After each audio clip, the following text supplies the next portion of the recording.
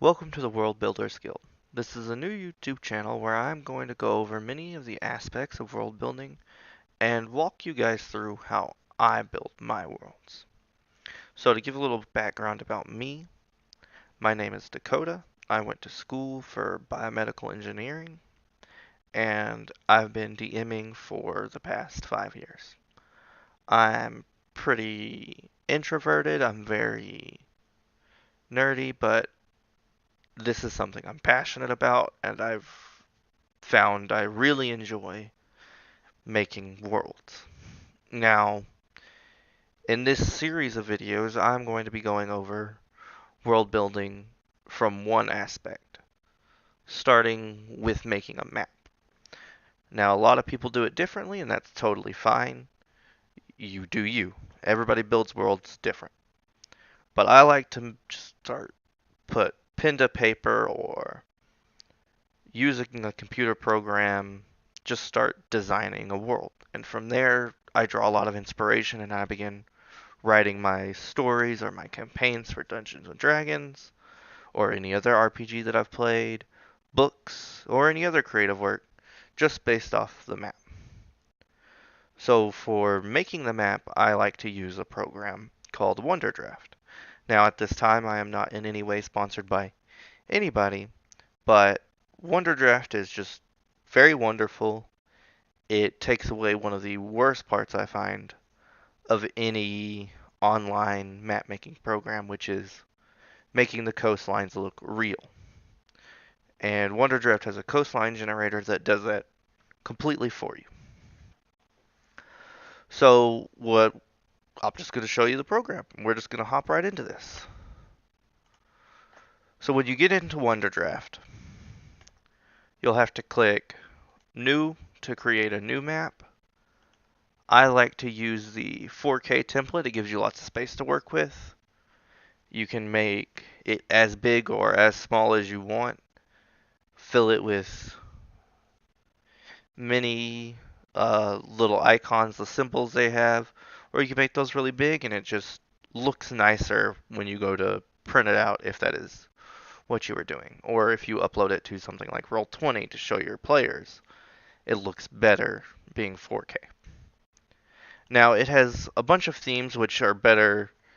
You don't get much from this. I mean, the black and white theme is obviously black and white, but I like to go ahead and load up a map.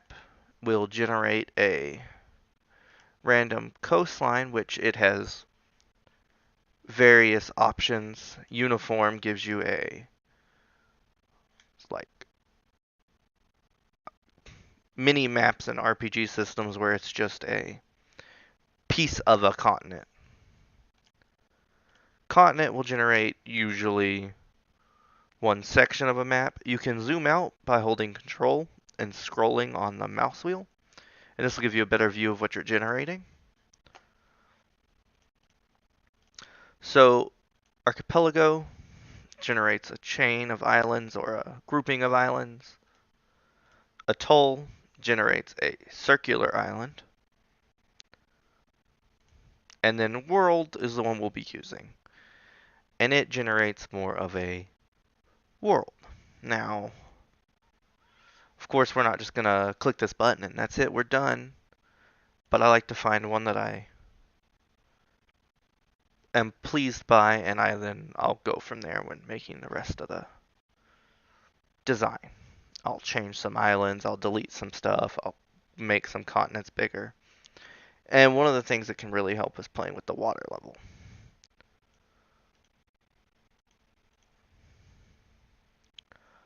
So let's find one.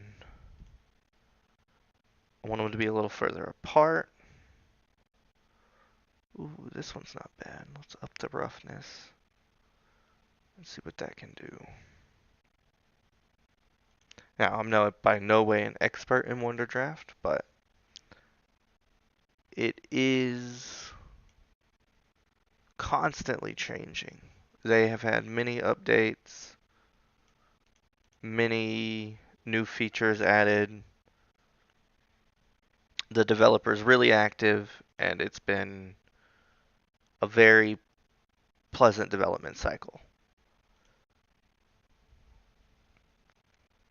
I believe it's not even a year old and it's gone from beta to release.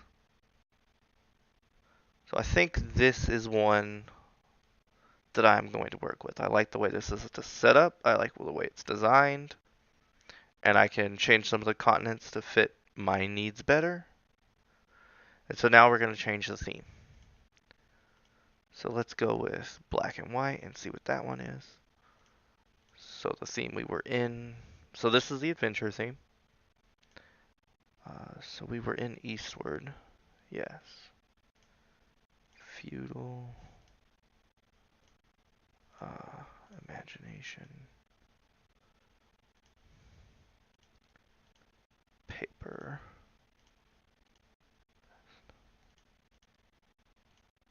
Worn. I think for this one we're going to go with the pastel theme. So next, let's make some changes to the land. So I want to use mouse wheel to make your brush bigger. And then you can go along each coastline, removing or adding as you please.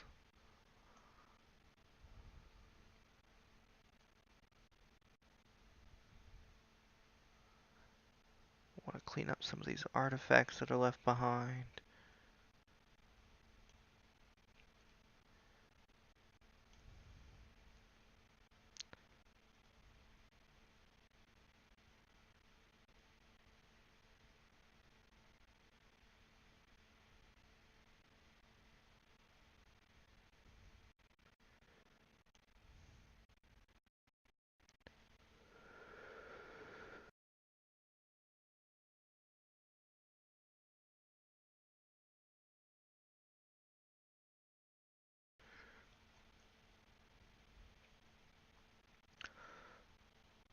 So now what I'm doing here is kind of going along the coastlines, making them a little rougher,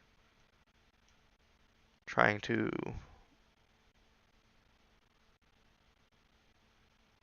further increase the realistic looking style of Wonderdraft.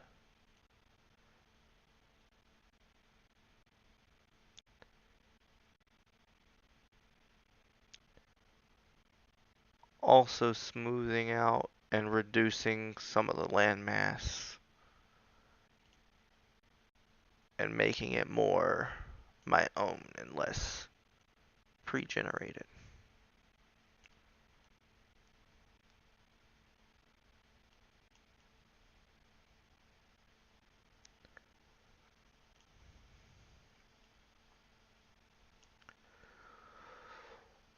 So what I like to do while I'm doing this is to think about where I want my mountains to run.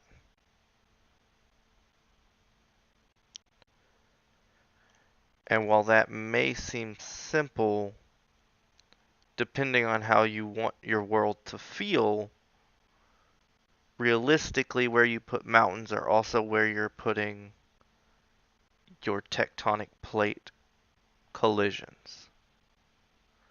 And now I am no geologist. I do not know a lot about tectonic plates. Just remember, don't put mountains everywhere unless you want your world to be very mountainous.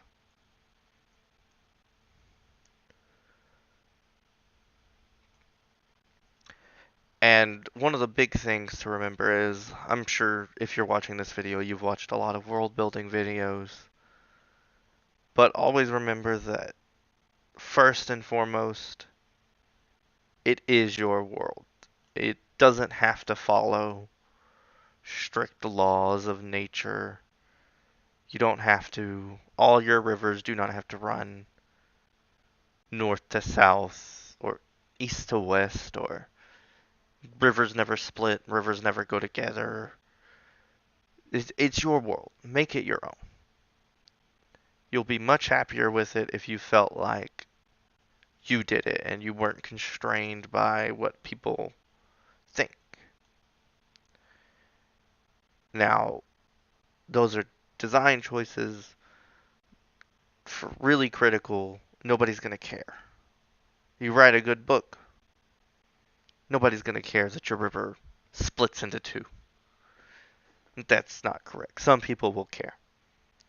But, you know, those people are just doing it because they like to argue a point, and that's fine. That's, people enjoy that. I enjoy that. But it's not meant to harp on you or hamper you. It just is.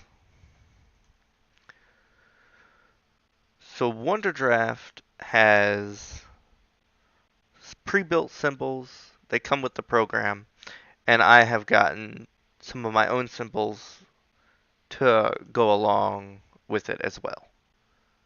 You can find these on a few places. I'll have the links down in the description for both Wonderdraft and where you can get some of the symbols. So let me see. Are these the mountains? Yeah, these are the mountains I like. They feel very handmade.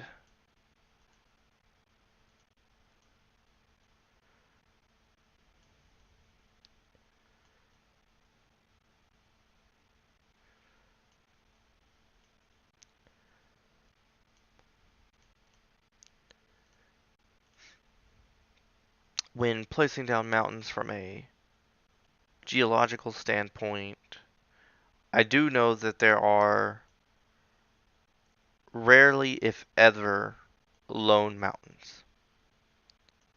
And if you look at pictures of mountains, sometimes they'll look like they're lone mountains. But if you look at other pictures from other angles, you can see that there are mountains nearby.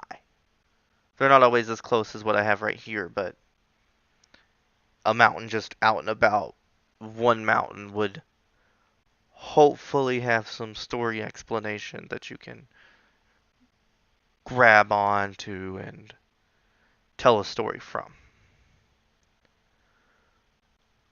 So I think I already have an idea. I want this to be kind of a plains in between what will be two mountain ranges.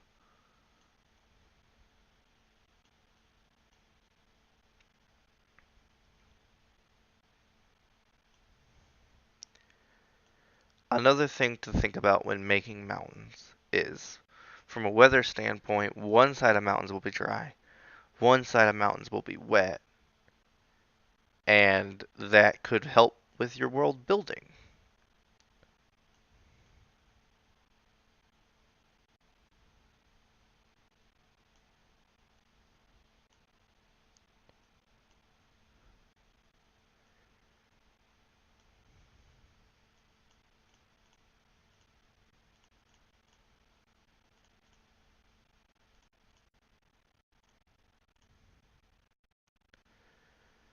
Let's see, put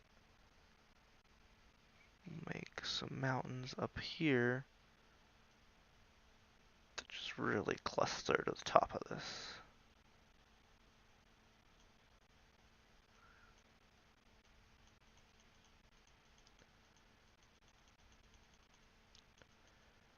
This island.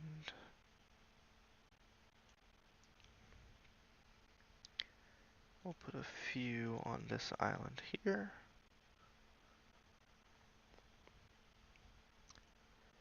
I find when making my world, mountains tend to take up a lot of it.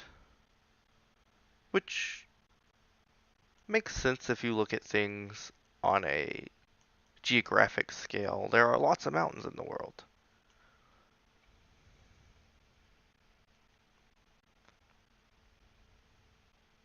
Ooh, I like where that's going actually. I'll make a little ring here. And this can be kind of a secluded area, very protected. Sea and mountains, hard to siege. And again, like I said, this is how I make my worlds. This is how I make my stories. I start with something, some kind of map. Either I can make it or I have a program generate a base for me, and then I just go.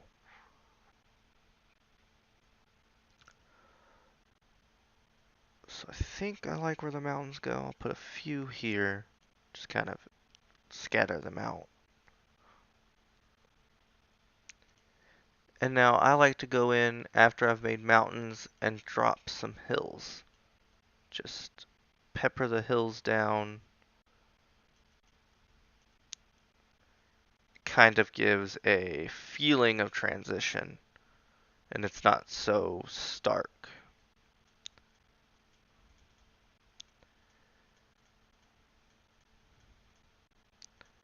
Pepper the hills around.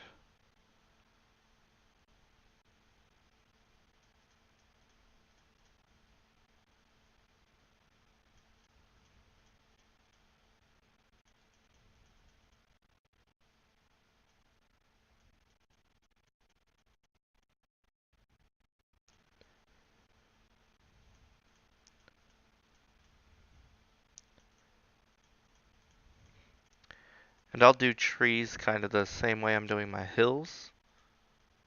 Group them together in some clumps. Spread them out a few. This, I find, this is a new style I've been trying, and it gives a less cluttered feeling while still feeling very full. It makes your map feel full, but it doesn't look so clustered. You could also try just shading things specific colors. I mean, I'm not here to tell you how to make a map, how to, what's best, because what's best for me is not what's best for you, usually. Everybody has their own style, their own way of doing things, and that's perfectly fine. That's the best way of things. And again, if you guys have any tips or tricks or things you do to make a map or make your world that makes it feel special and you would like to share, feel free to share down in the comments below. I'd love to hear from you guys, try it out myself, and see what I think about it.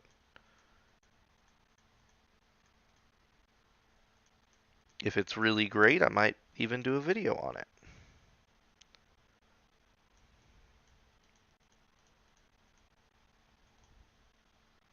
Don't want a hill out in the middle of the ocean.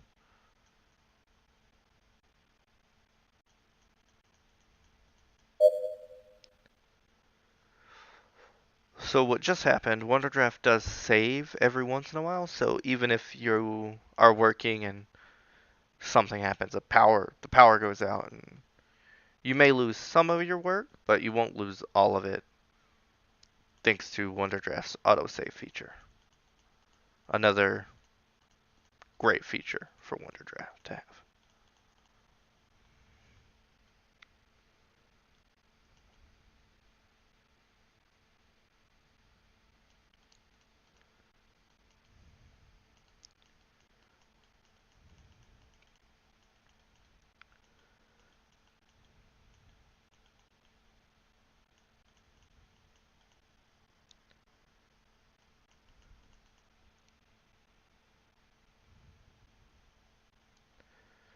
So something I don't have on the laptop I'm using right now is there are themes, extra themes you can get with Wonderdraft that you can install yourself. Those, I found one, I can't recall its name right now, I'll have to look it up. I'll probably put it in a comment. But those themes are also really good and they come with their own color palettes, which we'll see here in a minute. So I feel like I've got a pretty good basis, mountains and hills, and this helps me visualize a height map for the world, if it's to say. I know where the high points are, I can determine more where low points will be, and this will help me make my rivers feel more realistic, even if I'm just going to plop them down kind of where I want them to go. And so Wonderdraft has a river tool, which I find is extremely useful. You can increase the width of the river, you can increase its roughness. The meander distance is the back and forth of the river, the curves that it has. It's what gives it the feeling of an actual river. They're not straight. They do curve. They bend around. They curve around the landscape where it's lowest. Water will flow the easiest path to get to the lowest point. And the lowest point is always the ocean. Now, it doesn't have to be in your world.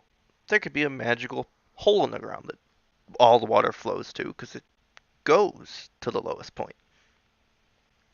But that is just, in general, in our world, water always flows from high point to low point. And now the river source fade in is at the very front of the river up here. You see how it's smaller and then it gets bigger? If I turn that off and go to make a new river, it's just big. It starts out big.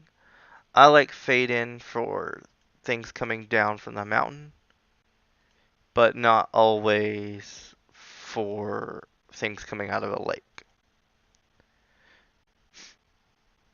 And so as you're working on this and you're placing rivers, you are deciding the height of the land. And now earlier when I said rivers don't split, they only come together. This is what I mean. I mean, you put two rivers together and there you go. You've got a what looks like a river splitting, but it's flowing from mountains down. And rivers do split at river deltas, which is a small area in the land. So I'm going to go ahead and make a small river delta here.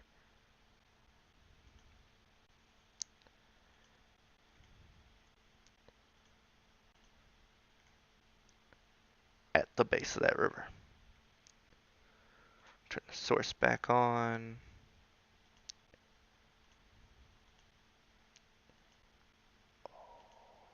Let's go right there. Right there.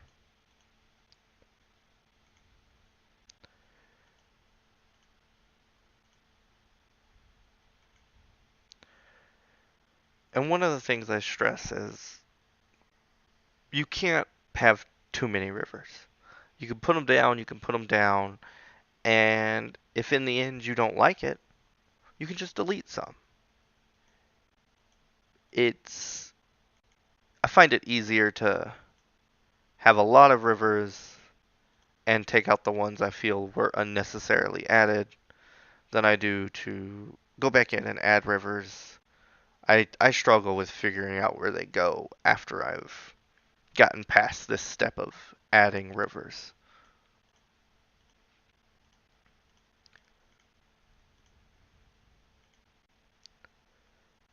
We'll make this one a delta. I forgot to turn off the fade in.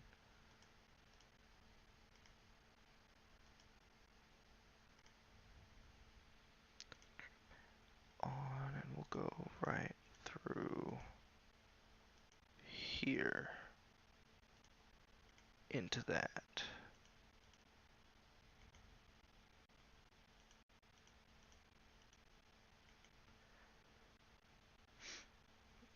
So let's do something like a little bit larger river that can flow through this plains area, and then we can have smaller rivers flow into this river from these mountains nearby.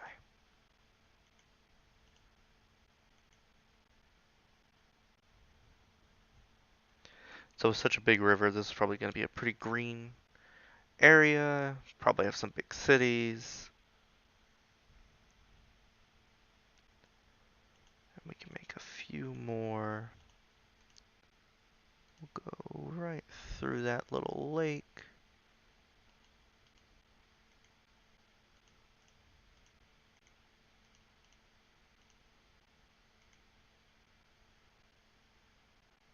And then we'll do a couple over here.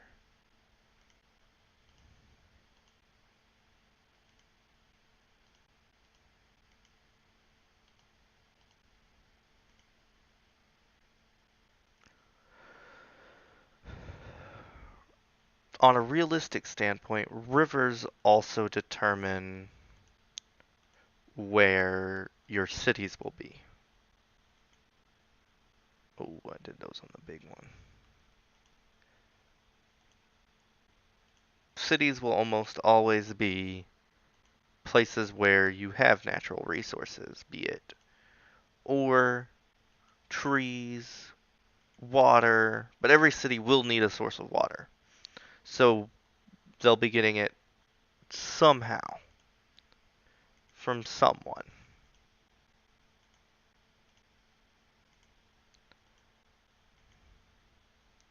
And that's why, at least before the modern age, almost every city was built on a river, or near a river, or near some source of fresh water.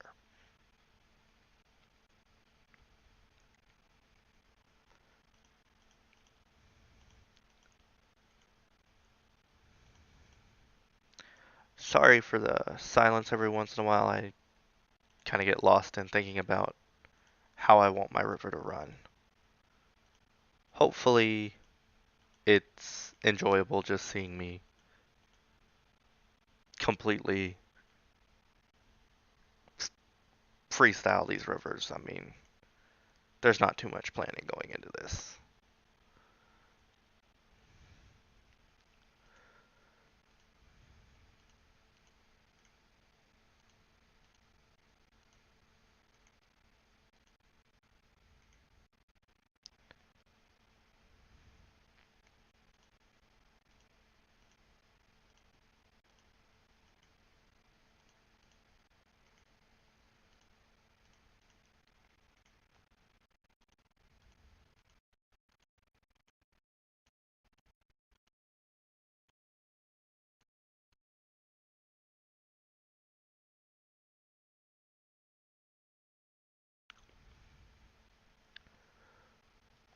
I think we're done with rivers. I like where they're placed. I can't immediately, doesn't feel like there are too many. So I do kind of want to brighten up that color. And I believe we can go into freshwater color and kind of change it to be a little bit on the brighter side. So you can see the water is darker or lighter, kind of determining where it will be. And now the water color itself, I want to kind of darken up, give it a little bit more distinct from that freshwater color, which I did not save. So to save it, I believe you have to hit enter. Did that save it?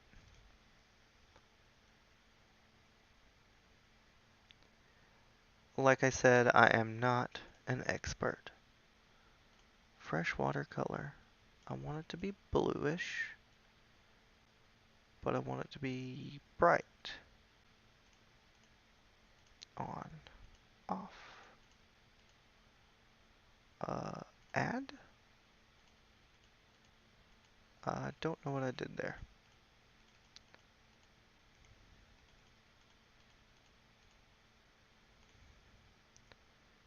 Was to make it dark. Okay, so that took effect. I should preface with I am colorblind.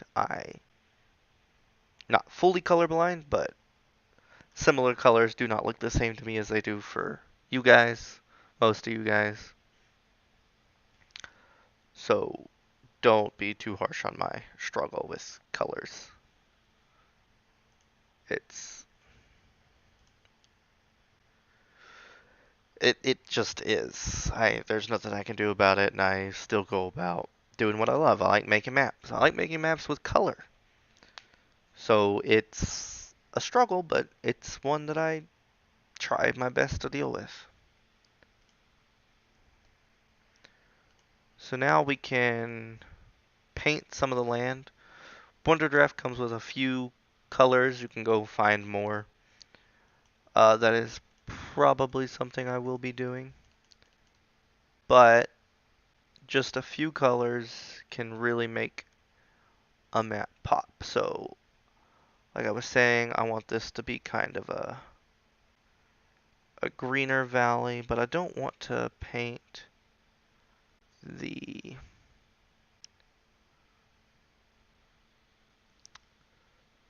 manual color off. I don't want to paint the mountains or the trees. Oh, I haven't added trees yet. But we'll decide. Or symbols. I only want to paint the ground right now.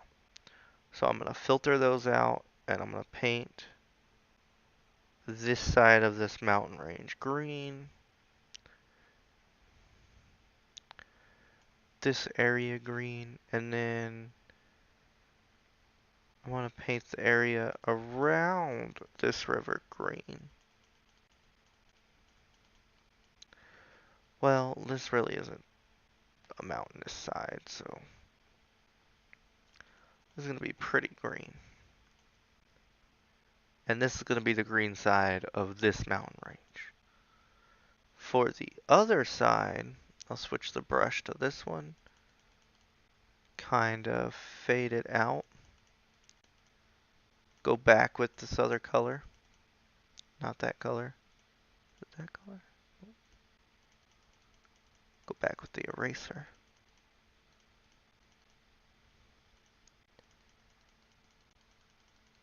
And try to blend these best I can.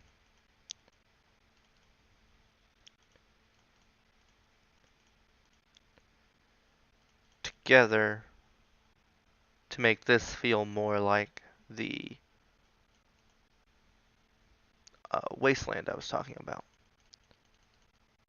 The deserts that can be left because of how the water flows off mountains and how they force storms to empty on one side and then the other sides are left pretty barren. A lot of the world's deserts are formed this way. Mountains were or are there. Storms come from one side, they dump water, and then as the air goes over, it's very dry, very plain. And so that'll be a little more deserty colored. Same with on this side of this mountains. And once again, this is realistic. You don't have to be. It's just kind of, it helps me. It helps me figure out some stuff.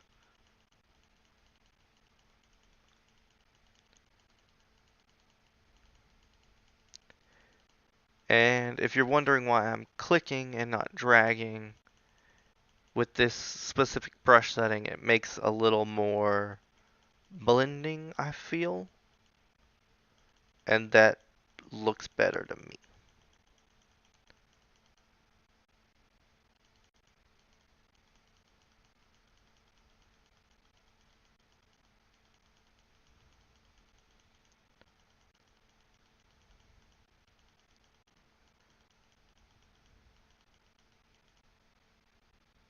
And then we'll blend into here. And we'll start painting again.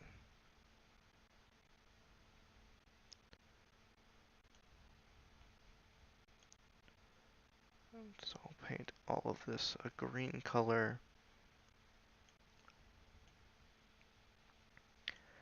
So now that I've got it kind of painted, I like to go through. Ooh, that's a better desert color. I think I'm gonna put this in for these deserty feeling areas.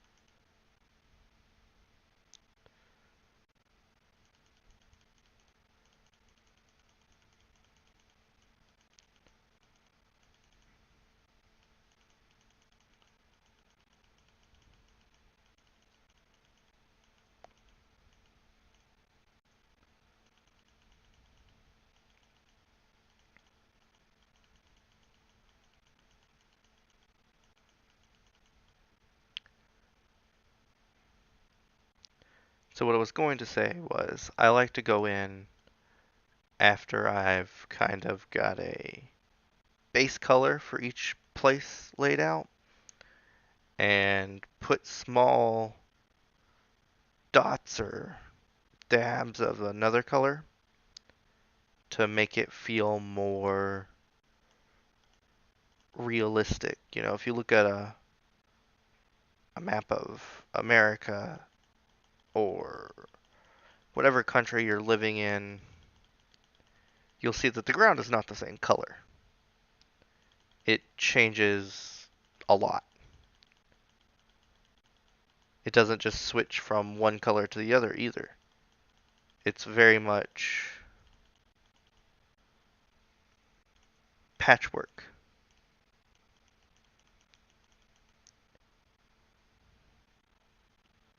And I like to model my ground after that.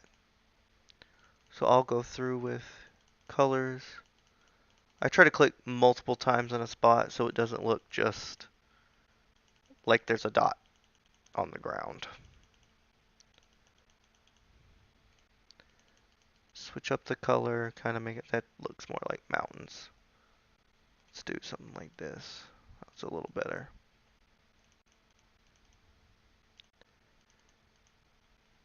Just try to make it feel a little bit more alive and a little less.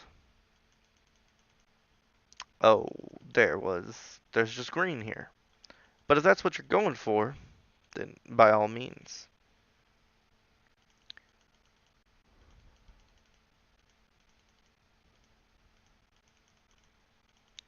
And once again, this is just how I like to make things. Everybody will have a different style. They may not like this bit that I'm doing. And that's okay. Not everybody's going to like your work. You're not going to like everybody else's work. That's just the way it is sometimes.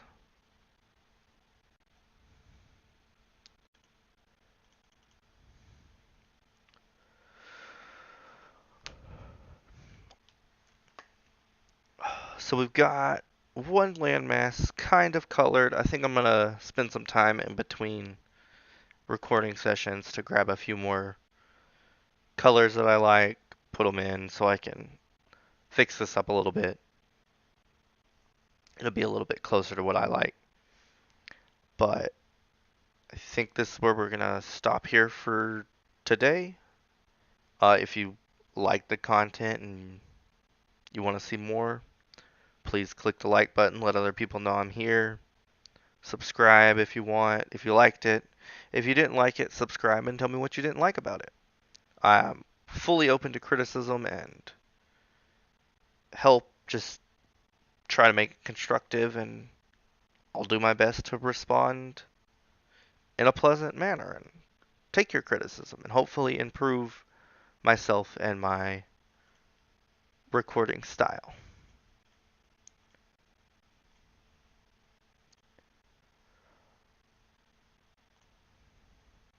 Thank you, and I'll see you guys next time.